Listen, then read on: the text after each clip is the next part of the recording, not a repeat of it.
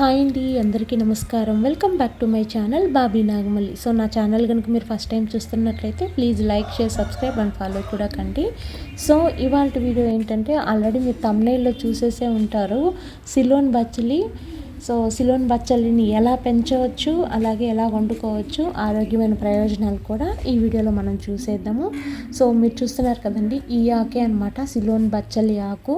ఇది ఎక్కువగా Sri Lankan side అయితే ఎక్కువగా పెంచుతూ వాడుతూ ఉంటారు. సో తమిళనాడులో కూడా ఎక్కువగా తింటారనమాట ఈ ఆకు. సో ఇది కూడా పప్పులో వేసుకుంటే చాలా టేస్టీగా ఉంటుంది. దీన్ని సిలోన్ బచ్చల అని అంటారు.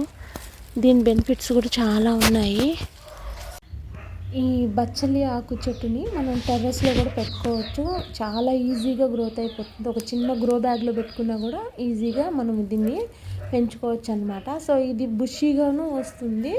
అంతేకాకుండా మనం కట్ చేసే కొంది కూడా ఇగుర్లు బాగా వస్తాయి. ఈ సిలోన్ బచ్చలి వల్ల బెనిఫిట్స్ ఏంటంటే ఫుల్గా పోషకాలు ఉంటాయంటండి. అంతేకాకుండా మెగ్నీషియం పుష్కలంగా ఉంటుంది, ఐరన్ కూడా ఉంటుందంట. ఈ ఆకులో ఏ విటమిన్ కూడా ఉంటుంది. అలాగే ఇది కంటికి కూడా చాలా మంచిదంటండి. సో బ్లడ్ ప్రెషర్ని కూడా కంట్రోల్లో పెడుతుంది. అలాగే యాంటీబయాటిక్ రోగనిరోధక శక్తిని కూడా బాగా పెంచుతుందంట. బోన్కి ఎక్కువగా స్ట్రెంగ్త్ని ఇస్తుందంటండి ఈ ఆకు. సో డైట్ చేసే వాళ్ళకు కూడా చాలా మంచిదని చెప్పారు. సో ఇవన్నీ కాకుండా డైజెస్ట్ ప్రాబ్లమ్స్ ఉంటాయి కదండి. సో కొంతమందికి ఆకుకూరలు తింటే పడవన్నమాట. సో అటువంటి వాళ్ళకు కూడా ఇది డైజెస్ట్ ప్రాబ్లమ్స్ ఏదైనా ఉన్నా కూడా క్లియర్ అయిపోతుందంట. సో ఇన్ని మంచి బెనిఫిట్స్ ఉన్నాయి. ఒకసారి కట్ చేసి వదిలేసినామంటే చూసారా, ఇగుర్లు అయితే ఇలా పెట్టుకుంటూ వచ్చేస్తుంది అనమాట. సో ఈజీ గ్రోతింగ్. అంతే కదండి, ఒక్క చెట్టు ఉంటే సరిపోతుంది. మనకి ఎప్పటికీ ఆకు వస్తూనే ఉంటుంది. సీడ్స్ మళ్ళీ వస్తాయి, మళ్ళీ అవి రాలి మళ్ళీ వస్తూ ఉంటాయి అన్నమాట. ఈ సిలోన్ బచ్చల్ని సూప్స్లోను అలాగే ఫ్రై కూడా చేసుకోవచ్చండి. సో ఇవన్నీ మీకు ఎలా తెలుసమ్మా అని అంటారేమో, ఇవన్నీ మనకు గూగుల్ మాతలోనే తెలుసుకున్నానండి. కరివేపాకు కూడా కొద్దిగా హార్వెస్ట్ చేసుకున్నాము. సో ఎవ్రీడే ప్రతి ఒక్క కూరలో కరివేపాకు ఉంటూనే ఉంటుందన్నమాట. సో టేస్ట్కి టేస్ట్, హెల్తీకి హెల్తీ అనమాట. ఎప్పటికప్పుడు మనం కరివేపాకు తుంచుకుంటూ ఉంటే ఎగురులు పెట్టుకుంటూ మళ్ళీ ఫ్రెష్ ఆకు అయితే వస్తూ ఉంటుంది. సో తొందరగా ఈ ఆకు కూడా పాడైపోతూ ఉందండి. సో అందుకని ఎప్పటికప్పుడు వచ్చిన ఎగురంతా కూడా నీట్గా తీసేసుకుంటూ ఉన్నాము. అలాగే వదిలేసామంటే అదంతా కూడా ఆకు నల్లగా అయిపోయి మచ్చలు మచ్చలుగా అయిపోతున్నాయి అన్నమాట. సో అందుకని ఎప్పటికప్పుడే హార్వెస్ట్ చేసుకుంటున్నాము. సో కరివేపాకు పొడి అయితే చేసుకున్నాము. ఇది కూడా చాలా టేస్టీగా ఉంటుంది. కరివేపాకు ఇష్టపడని వాళ్ళు కూడా కరివేపాకు పొడి వేసుకొని ఇష్టంగా తింటారనమాట. సో అవి కూడా ఎలా తయారు చేయాలో చూసేద్దాం. సో హార్వెస్ట్ అయితే కిచెన్ గార్డెన్లో కంప్లీట్ అయిపోయిందనమాట. సో ఇవాళ హార్వెస్ట్ చేసిన వాటితో ఏమేమి చేస్తామో ఇంటికి వెళ్ళి చూసేద్దాం. సో నాతో పాటు మీరు కూడా వచ్చేసేయండి. ఈ చెట్టు గుర్తుందా అండి, రాధా మనోహరం చెట్టు అనమాట. ఈ పందిరి వేసినప్పుడు కూడా నేను వీడియో పెట్టాను. సో ఇప్పుడు అయితే చెట్టు బాగా అల్లుకొని పువ్వులు కూడా చాలా బాగా పూస్తుందన్నమాట. సో బాగా అయితే వచ్చింది. సో ఫైనల్గా హార్వెస్ట్ చేసినటువంటి ఇవాళ హార్వెస్ట్ చేసినటువంటి వెజిటేబుల్స్ అనమాట. సో ఆకుకూర అయితే కరివేపాకు, సిలోన్ బచ్చల, పచ్చిమిర్చి, వంకాయలు ఇవాళ హార్వెస్ట్ చేసిన వీటితో అయితే వంట అయితే చేయబోతున్నాను అనమాట. సిలోన్ బచ్చల ఆకుతో అయితే పప్పు అయితే చేసుకుందామని చెప్పారు. సో ఈ కరివేపాకుతో పొడి అయితే చేయమని చెప్పారు. దీని ఫ్లవర్స్ చూసారా, మంచి కలర్లో చాలా ఇంప్రెసివ్గా ఉన్నాయి కదండి. సో చాలా మంచి కలర్ అనమాట. సో చాలా బాగుంటాయి. ఈ చెట్టు ఒకే ఒక చెట్టు మేము చెన్నై నుంచి తీసుకొచ్చి వేసామండి. సో ఇది చాలా బాగా అప్పటి నుంచి వస్తూనే ఉంది. దాదాపు ఒక 10 years పైన నుంచే ఒక్క చెట్టు ద్వారా మరొక చెట్టు అలా వస్తూనే ఉందన్నమాట. ఈ ఆకుని ఇప్పుడు మనం చిన్న చిన్నవిగా కట్ చేసుకుందాము. జస్ట్ ఈ కాడలు పెట్టినా కూడా చెట్టు అనేది ఈజీగా గ్రోత్ అయిపోతుందండి. కొన్ని మనం ఫ్రైలో, సూప్స్లో కూడా వేసుకోవచ్చండి, చాలా బాగుంటుంది. సో ఆకుకూరని అయితే చిన్న చిన్న ముక్కలుగా కట్ చేసుకున్నాము. సో సిలోన్ బచ్చలి పప్పుకు కావాల్సిన వెజిటేబుల్స్ అన్నీ కూడా తరిగేసుకున్నాం అనమాట. సో నేనైతే కందిపప్పు తీసుకున్నాను. మీరు కావాలంటే పెసరపప్పు కూడా తీసుకోవచ్చు. పెసరపప్పు ఆప్షనల్ అనమాట. కందిపప్పులో ఎర్రగడ్డలు, తెల్లగడ్డలు, పచ్చిమిర్చి, టమోటాలు, మనం కట్ చేసుకున్నటువంటి సిలోన్ బచ్చలి ఆకు, తర్వాత కొద్దిగా పసుపు, సాల్ట్ కూడా ఇప్పుడే వేసుకోవచ్చు అనమాట. తర్వాత మీకు కావాలంటే కొద్దిగా చింతపండు కూడా ఇప్పుడే వేసేసుకోండి. తర్వాత కొద్దిగా తగినన్ని నీళ్లు వేసి ఒక 2 విజిల్స్ పెట్టుకొని సరిపోతుంది. చాలా బాగా ఉడికిపోతుంది అనమాట.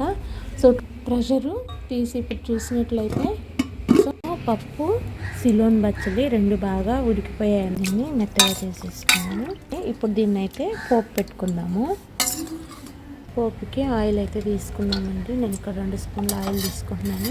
హీట్ ఎక్కిన తర్వాత ఉద్దిపప్పు ఆవాలు, కర్ర, ఎండుమిర్చి, తరిగిన ఆనియన్స్, తెల్లగడ్డలు అన్నీ కూడా బాగా ఫ్రై అయిన తర్వాత పప్పుని ఇందులో మిక్స్ చేసేసుకున్నాం.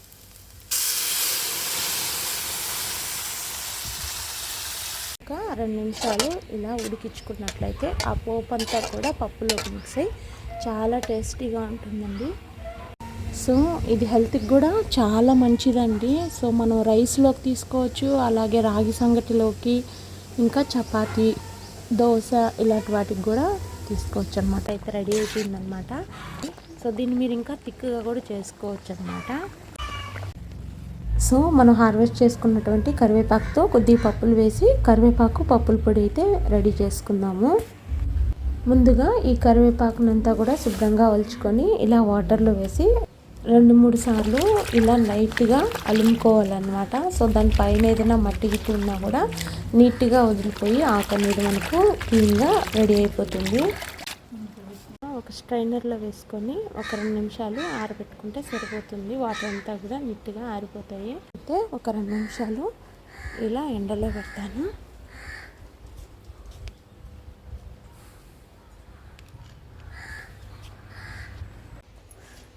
కరివేపాకు ఏమో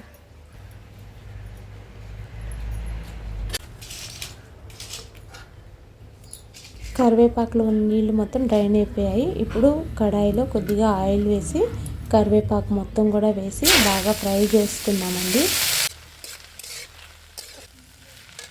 కరివేపాకు ఇలా కొద్దిగా ఆయిల్ వేసి ఫ్రై చేసుకుంటే సరిపోతుందన్నమాట.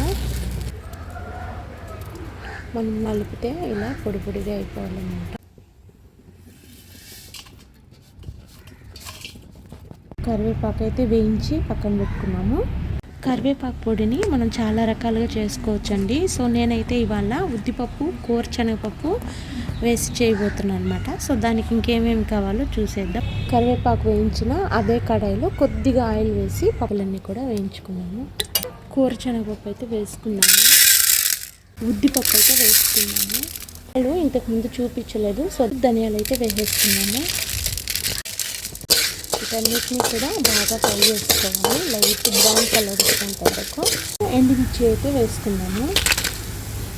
మీ కారానికి తగినట్టు వేసుకోండి. నేను ఇక్కడ 2 రకాల మిర్చి అయితే వేస్తున్నాను. ఒకటి నాటుది, ఇంకొకటి కాశ్మీరీ మిరపకాయలు వేస్తున్నాను. అది కలర్ కోసం అయితే కాశ్మీరీ మిరపకాయలు వేసాను అనమాట. అన్నిటిని కూడా బాగా ఫ్రై చేసుకోవాలి. ఇందులోనే చింతపండు కూడా యాడ్ చేసేస్తున్నానండి. సో కలర్ కూడా బాగా చేంజ్ అయింది కాబట్టి జీలకర్ర అయితే యాడ్ చేస్తున్నాను. స్టవ్ ఆఫ్ చేసేసుకున్నాము. ఆ హీట్కి జీలకర్ర కూడా ఫ్రై అయిపోతుంది. ఇది చల్లారిన తర్వాత మనం మిక్సీకి అయితే పౌడర్ చేసేసుకున్నామండి. లేదా మీరు ఒప్పుకుంటే రోడ్లో కూడా దంచుకోవచ్చు అనమాట. సో ఇప్పుడు నేనైతే మిక్సీకి వేస్తున్నాను దీన్ని. ఇంగు కూడా ఇప్పుడు యాడ్ చేసేసుకున్నాము. సో కరివేపాకు పొడి అయితే తెల్లగడ్డలు వేసి ఇలా పౌడర్ అయితే చేసేసుకున్నాం. ఇప్పుడు ఇందులో సాల్ట్ అయితే కలుపుకున్నాము. సాల్ట్ లాస్ట్లో ఎందుకు కలుపుతున్నామంటే ముద్ద కట్టకుండా ఉంటుందండి పొడి. సో లాస్ట్లో కలుపుకుంటే మనకు పొడి పొడిగానే ఉంటుందన్నమాట. సో కరివేపాకు పప్పుల పొడి అయితే రెడీ అయిపోయిందండి. సో కరివేపాకు పొడి ఇలా పొడి పొడిగా ఉంటే కొద్దిగా ఆరబెట్టి ఈ కరివేపాకు పొడిని మనం 1 మంత్ వరకు కూడా స్టోర్ చేసుకోవచ్చండి. సో ఇది రైస్లోకి, ఇడ్లీ, టిఫిన్ ఐటమ్స్కి కూడా చాలా బాగుంటుంది. హెల్తీగా కూడా ఉంటుందన్నమాట. ఇంకోటి ఏంటంటే కొద్దిగా జీడిపప్పు కానివ్వండి, వేరుశనగపప్పు కానీ కొంచెం లైట్గా గీ వేసి ఫ్రై చేసేసి ఇదే పొడిలో కొంచెం కలిపేసి రైస్లో మిక్స్ చేసి ఇచ్చేసినారంటే లంచ్ బాక్సెస్కి చాలా టేస్టీగా ఉంటుంది. మామూలు కొంచెం పప్పులు వేసి కలిపేసినామంటే కరివేపాకు రైస్ మనకు షాపుల్లో, హోటల్స్లో అమ్ముతారు కదా, అలాంటిది వస్తుంది అన్నమాట. టేస్ట్గా ఉంటుంది. ఇలా ఒక బాటిల్లో వేసి మనం స్టోర్ చేసుకున్నట్లయితే 1 మంత్ వరకు కూడా అలా ఉంటుంది. ఇంకా కూడా అంటే ఎక్స్ట్రా అంటే మనం కేర్గా కొంచెం చెమ్మ లేకుండా పెట్టుకుంటే ఇంకా ఎక్కువ రోజులు కూడా ఉంటుందన్నమాట. సో చాలా టేస్టీ పప్పులు కరివేపాకు పొడి అనమాట. సో మీరు కూడా ఒకసారి ట్రై చేసి చూడండి. ఆల్రెడీ చాలామందికి తెలుసు, తెలియని వాళ్ళ కోసం నేను చెప్తున్నాను. ఈ పొడి వేడి వేడి రైస్లో కానివ్వండి, దోశల్లో, టిఫిన్ ఐటమ్స్లోకి చాలా బాగుంటుంది. సో రైస్తో పాటు కొద్దిగా గీ వేసుకొని అప్పలం ఉంటే అప్పలంతో, లేదా నాన్ వెజ్ ఫ్రైస్ కానివ్వండి, వెజ్ ఫ్రైస్ కానివ్వండి, దీంతో పాడుతుంటే చాలా బాగుంటుంది. నెక్స్ట్ ఏంటంటే సిలోన్ బచ్చలి పప్పు, ఇది కూడా చాలా టేస్టీగా వచ్చిందండి. దీన్ని కూడా అప్పలంతో పాటు సర్వ్ చేసుకుంటే బాగుంటుంది. లేదా ఊరగాయ, ఈ ఊరగాయ గుర్తుందా మీకు? నిమ్మకాయ మారేడు కొమ్ము వేసాం కదండి, అదే అనమాట. సో చూసారు కదండి ఇవాల్టి వీడియో. మన గార్డెన్లో పండించినటువంటి సిలోన్ బచ్చలతో ఆకుకూర, తర్వాత కరివేపాకుతో పప్పుల పొడి మీకు కూడా నచ్చుంటుందని అనుకుంటున్నాను. మీకు కనుక నచ్చినట్లయితే please like, share, subscribe and follow కూడా కండి. Thank you for watching Bobby Nagamalli channel. Next వీడియోలో కలుద్దాం. అంతవరకు బాయ్.